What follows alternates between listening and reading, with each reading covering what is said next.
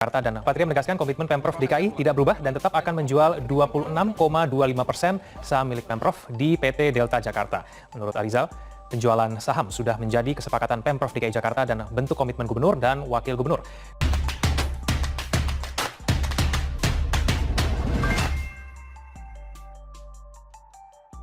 Ternyata Pemprov DKI masih terima dividen bir. Nggak takut kualat. Ditulis oleh Papa Dimas dari Siborg.com.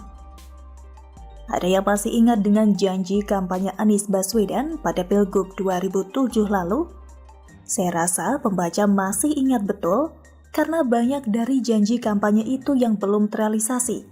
Sebab secara psikologis, orang akan lebih mengingat sesuatu yang dijanjikan dan belum terlaksana daripada sesuatu yang dijanjikan tapi sudah terlaksana. Salah satunya adalah janji Pemprov DKI untuk menjual kepemilikan saham di PT Delta Jakarta Tbk, sebuah perusahaan minuman keras yang memproduksi angker bir. Pemprov DKI Jakarta masih menggenggam 26,25% saham di perusahaan tersebut. Pada saat itu Anies Baswedan mengatakan bahwa rakyat Jakarta lebih butuh air bersih daripada alkohol.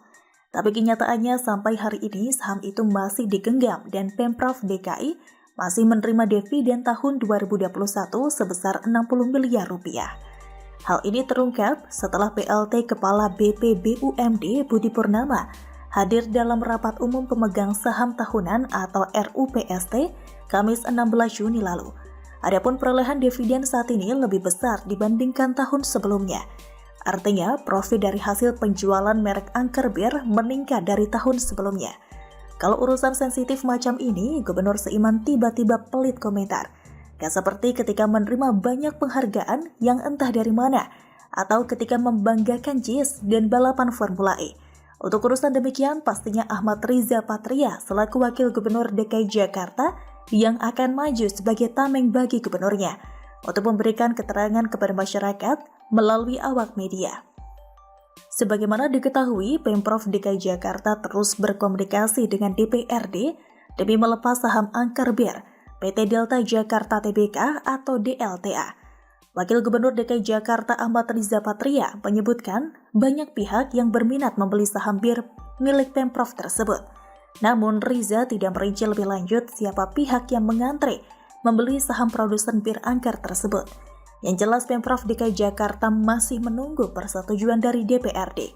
Pemprov DKI sendiri telah 4 kali bersurat ke DPRD terkait penjualan saham bir di PT Delta Jakarta Tbk atau DLTA.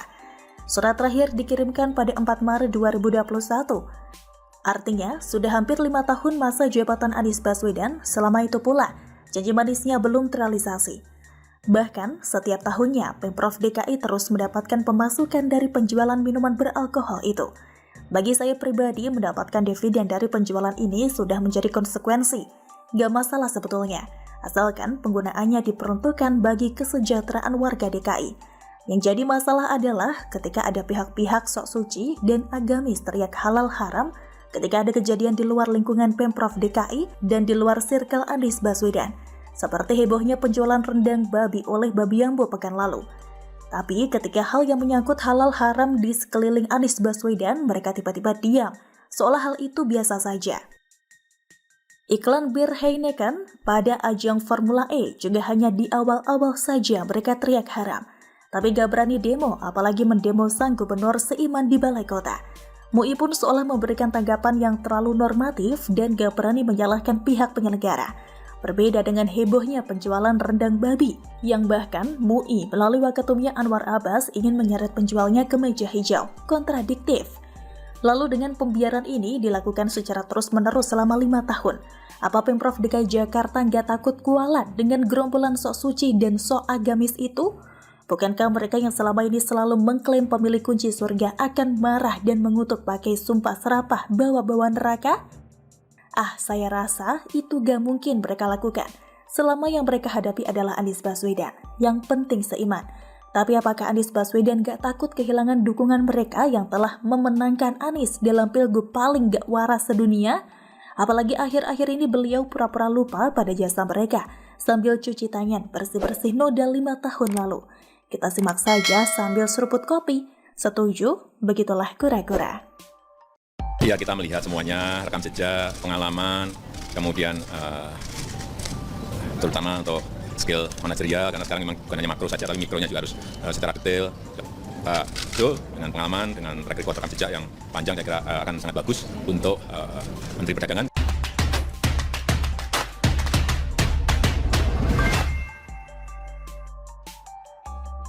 Dulu katanya tidak mau bagi-bagi kekuasaan, tapi sekarang ditulis oleh Argo Javires dari siword.com.